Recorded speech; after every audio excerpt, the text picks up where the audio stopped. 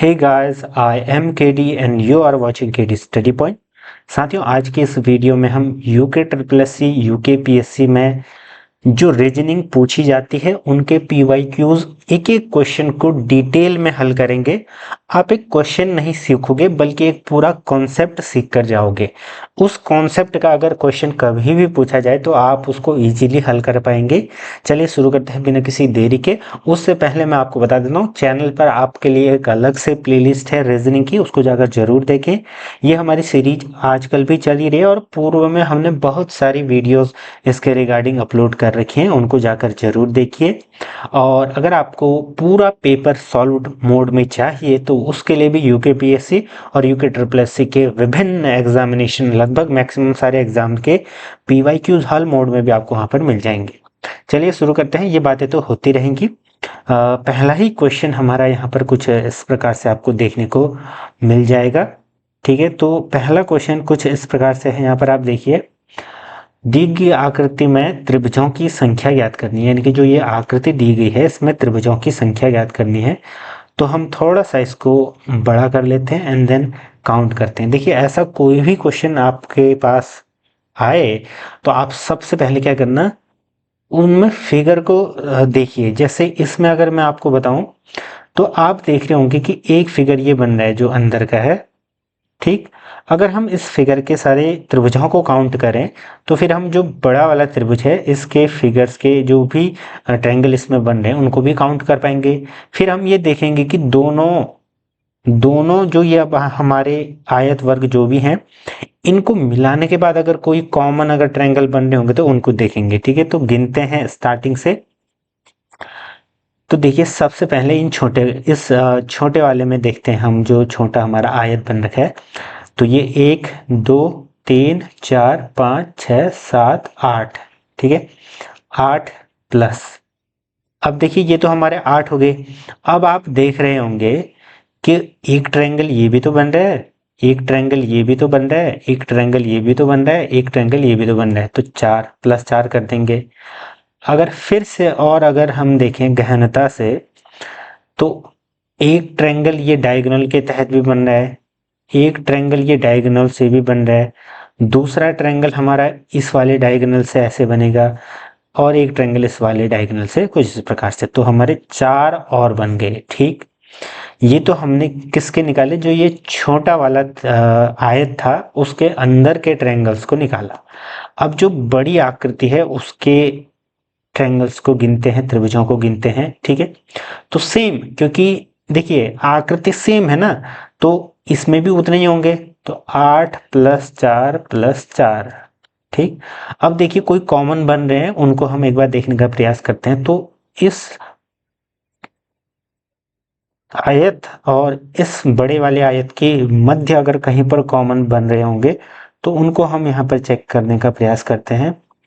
तो आप देख रहे होंगे कि कोई भी कॉमन नहीं बन रहा है, तो हमारे टोटल हो जाएंगे 8 4 12 4 16 प्लस 8 4 12 4 16, यानी कि 32। ऑप्शन सी बिल्कुल सही उत्तर हो जाएगी, यानी कि 32 हमारे कुल टोटल यहाँ पर क्या बनने वाले हैं, त्रिभुज बनने वाले हैं। आई होप कि आपको ये समझ में आया होगा। जो भी आपका इस प्रकार का सवाल आए उसको आप ध्यान से फ्री माइंड होकर के एक एक चीज को पॉइंट आउट करके आप इसको एग्जामिनेशन में हल करें। ठीक है, भले आप पेन का प्रयोग करें या खुद से उसको बनाएं।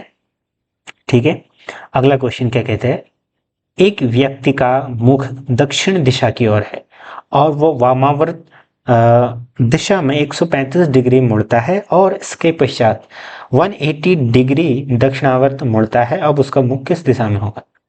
देखो, इसको हम हल करने का एक आसान सा मैं फॉर्मूला बताता हूँ, ये ट्रिक बताता हूँ। देखिए, सबसे पहले तो इसमें आपको होना चाहिए दिशाओं का ज्ञान। ठीक, तो दिशाओं के लिए हम क्या कर लेंगे, एक प्लस का साइन बना लेंगे। अब इस तरफ मैंने लिख दिया ईस्ट, यानी कि पूर्व। उसके ठीक पीछे क्या होगा, पश्चिम, यानी कि वेस्ट या पश्चिम आप लिख सकते हैं। इस तरफ क्या होगा, नॉर्थ, यानी कि उत्तर। और इस तरफ होगा हमारा साउथ, यानी कि दक्षिण। ठीक, और आप लोग ये जानते होंगे कि आपस में ये 90 डिग्री बन रहा है, ये 90 डिग्री, ये 90 डिग्री, ये 90 डिग्री। ठीक है, इस कॉन्सेप्ट का यूज यहाँ पर होने वाला है, तो मैं बता रहा हूँ।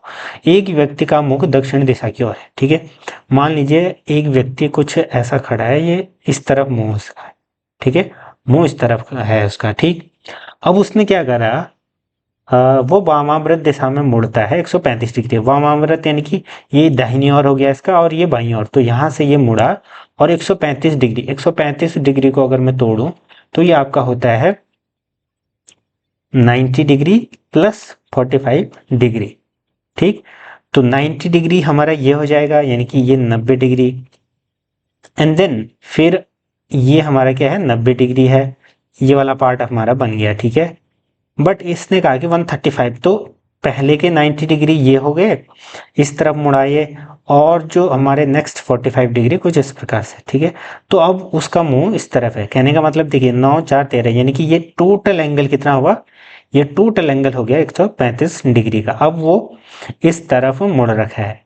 उसके बाद क्या कहा इसने, इसके पश्चात वह 180 डिग्री दक्षिणावर्त मुड़ता है, यानी कि अब देखिए इसका ये बायाव्रत और ये दक्षिणावर्त, यानी कि इस तरफ वो फिर से मुड़ा, अब वो इसी तरफ मुड़ा दक्षिण की ओर, तो दक्षिणावर्त वो 180 डिग्री मुड़ा। तो देखिए 180 डिग्री कितना हुआ, 180 डिग्री एक सीधी लाइन। तो यहाँ से अगर मैं सीधी लाइन ऐसे खींचूं तो जो हमारा ये एंगल बन रहा है यहाँ से लेकर यहाँ, इसको क्या कहते हैं, 180 डिग्री। ठीक है, ये जो मैं ग्रीन कलर के पेन से लिख रहा हूँ, ये 180 डिग्री ये बन गया। ठीक है, इसका मतलब अब उसकी पोजीशन ये वाली है। अब हमसे पूछा गया है कि अब उसका मुंह या मुख किस दिशा की ओर है। अब ये पोजीशन हमें निकालनी है। ये कैसे निकालेंगे, मैंने ये पिक्चर तभी बना रखी है, ये ईस्ट था, ये वेस्ट था, ये नॉर्थ, ये साउथ, तो ये जो डायरेक्शन हो जाएगी वो ये क्या हो जाएगा, साउथ वेस्ट। ऑप्शन कौन सा दिख रहा है आपको, दक्षिण पश्चिम, दक्षिण पश्चिम हिंदी। ठीक है, तो ऑप्शन डी बिल्कुल सही उत्तर हो जाएगा। ठीक है, आपको ध्यान के रखना है, दिशा वाले कोई भी क्वेश्चन आए तो आपको उसमें इसका प्रयोग जरूर करना है। अगर आपको ये याद है तो बढ़िया है, मैं भी इसी प्रकार से करता हूँ। जब भी कोई इसका क्वेश्चन सॉल्व करना हो, इसको इस प्रकार से मैं बना लेता हूँ, ईस्ट वेस्ट नॉर्थ साउथ। सबसे पहला काम मेरा यही होता है, उसके बाद मैं सीधे जो चीजें दी गई हैं एकदम से क्लियर कट यहाँ पर बनाता हूँ। अब देखो नेक्स्ट क्वेश्चन क्या कह रहा है, जब एक समतल दर्पण में देखा जाता है तो एक घड़ी 8:30 का समय दिखाती है, सही समय क्या है हमसे पूछा गया है। देखिए जब भी इस प्रकार का क्वेश्चन आया, और मैंने जनरली देख रखा है, सामान्यतः ये क्वेश्चन हर बार आता है। ठीक है, सामान्यतः ये हर बार ये क्वेश्चन पूछा गया है। तो इसके लिए आप क्या करोगे, एक काम तो आप ये कर सकते हो कि घड़ी इस प्रकार से बना करके दर्पण ऐसे, फिर उसकी बिंब यहाँ पर बना देंगे। ये बहुत ही आउटडेटेड है और इसमें एक्यूरेसी आपकी नहीं आएगी। ठीक है, ये बस गेस करने के लिए है।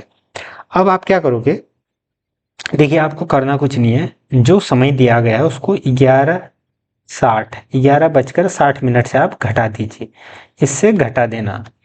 ठीक है, अब देखो हमें समय दिया गया था 8:30। ठीक, अब हम क्या करते हैं, यहाँ पर -8:30 कर लेते हैं। ठीक, अब देखो इसमें से ये गया तो 30, 11 में से 8 गया तो 3। ठीक है, 3:30 हमारा सही उत्तर आ गया, यानी कि उस समय घड़ी में कितने बजे होंगे, 3:30। आसान सा क्वेश्चन है, कोई भी समय दिया हो आपको सिंपली क्या करना है, उसको 11:60 में से घटा देना है, जो भी आपका समय दिया होगा वो आपका उत्तर आ जाएगा 3:30, ऑप्शन बी। अब अगला क्वेश्चन है, दिए गए आरेखों में से, ठीक है, दिए गए आरेखों में से हमें क्या करना है, कौन सा आरेख तरल, पिज्जा, दूध। देखिए तरल, पिज्जा और हमारा दूध के बीच संबंध को सर्वोत्तम दर्शाता है। देखिए दूध और तरल को हम इस प्रकार से लिख सकते हैं, जैसे दूध ही तरल होता है, तरल पदार्थ, और पिज्जा एकदम से अलग है। तो इस प्रकार का फिगर कहीं पर दिख रहा है आपको, बिल्कुल ऑप्शन 4 में दिख रहा है, तो 4 हमारा सही उत्तर हो जाएगा, यानी कि ऑप्शन डी। ठीक है, आसान सा क्वेश्चन था। अगला क्वेश्चन, गायों और मुर्गियों के समूह में, देखिए ये बहुत ही बेहद क्या है, अच्छा सवाल है, इंटरेस्टिंग आप इसको सवाल कह सकते हैं। ठीक, गायों और मुर्गियों के एक समूह में पैरों की संख्या सिरों की संख्या के दोगुने से 14 अधिक है, तो गायों की संख्या ज्ञात करनी है। ठीक है, इसमें थोड़ा सा कॉन्सेप्ट आपको लगेगा, वो कॉन्सेप्ट कैसे लगेगा मैं आपको बताता हूं। देखो, आपको करना क्या है, देखिए, मान लिया कि गायों की संख्या बराबर, मैं आपको समझा रहा हूं इसलिए ऐसा लिख रहा हूं, बाकी आप सीधे ही हल करेंगे एग्जाम में। हम लिख लेते हैं गाय यानी कि सी, काउ, सी लिख लेते हैं, ठीक, सी। और जो हमारा मुर्गी है, मुर्गियों की संख्या बराबर हम लिख लेते हैं मुर्गी यानी कि हैन, तो एच लिख लेते हैं, ठीक है। सी और एच मान लीजिए इनकी क्या है, संख्या है। अब देखिए स्मॉल सी और स्मॉल एच मैंने लिख दिया इनका नाम, ठीक। अब इसमें कहा क्या गया है, देखिए, अब अगर मैं आपसे पूछूं कि पांव गाय के कितने होंगे, तो 4C होंगे, और जो हमारी मुर्गियां होंगी उनके पांव कितने होंगे, 2H होंगे, ठीक है। ये बातें आपको ध्यान में रखनी है। अब देखिए, और यहाँ पर हेड यानी कि सिर, सिर कितने होंगे, तो सिर तो भाई गाय हो या मुर्गी हो एक एक ही होगा ना, तो हम क्या करेंगे, सिर बराबर C प्लस W हम यहाँ पर लिख सकते हैं, या W नहीं, H लिख रखा है हमने, C प्लस H, ठीक। C से काउ, H से हैन, ये इनकी क्या हो गए, सिर हो गए। पाँव क्या होंगे, पाँव 4C आपका गायों के होंगे यानी कि काउ के, क्योंकि उसके 4 पाँव होंगे, और मुर्गियों के 2 पाँव होंगे, तो 2H, ठीक है। अब क्या कहा गया क्वेश्चन, मेन क्वेश्चन यहाँ से शुरू होता है। ये हमने बेस बनाया, क्या बनाया, बेस। अब देखो, अब इसने कहा है कि एक समूह में पैरों की संख्या सिरों की संख्या के दुगने से इतना अधिक है, यानी कि इस तरफ हम लिखते हैं पैरों की संख्या, ठीक है, दोनों की मिला करके, और इस तरफ हम लिखते हैं बराबर के इस तरफ सिरों की संख्या, सिरों की संख्या जो कंडीशन दी गई है उसके हिसाब से। इसने कहा पैरों की संख्या बराबर, जो कि होंगे हमारे टोटल पैर कितने होंगे, 4C प्लस 2H बराबर, क्योंकि टोटल पैर तो इसके मुर्गियों के प्लस गायों के जोड़ने के बाद आएंगे ना, ठीक।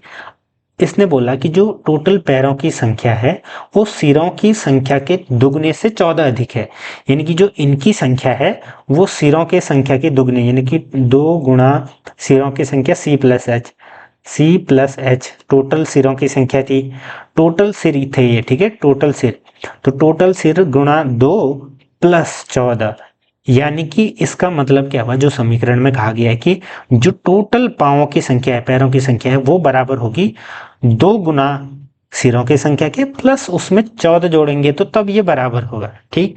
ये हमारी इक्वेशन मिल गई, बस इसको हल करना है और हमारा उत्तर आ जाएगा। अब देखो कैसे, 4C प्लस 2H, ठीक, 2 का गुणा C से 2C प्लस 2H, ठीक है, 2 इंटू H प्लस 14। अब यहाँ पर देख रहे होंगे आप 2H से 2H क्या हो गया, कैंसिल हो गया, ये 2C इस तरफ जाएगा, तो माइनस में 4C माइनस 2C बराबर 14, ठीक। अब 4C से यहाँ पर आपका कट गया क्या, 4C माइनस 2C, 2C बराबर 14, C बराबर हो जाएगा हमारा 14/2, दैट इज 7, यानी कि C की वैल्यू आ गई हमारी कितनी, 7, ठीक। तो 7 हमारा उत्तर हो जाएगा। इसने क्या पूछ रखा था हमसे कि गायों की संख्या कितनी है, तो गाय हमने C मान रखा था गाय को, ठीक है, ये देखिए गाय को हमने क्या माना था, C, और C 7 आ गया, तो ऑप्शन बी बिल्कुल सही उत्तर हो जाएगा।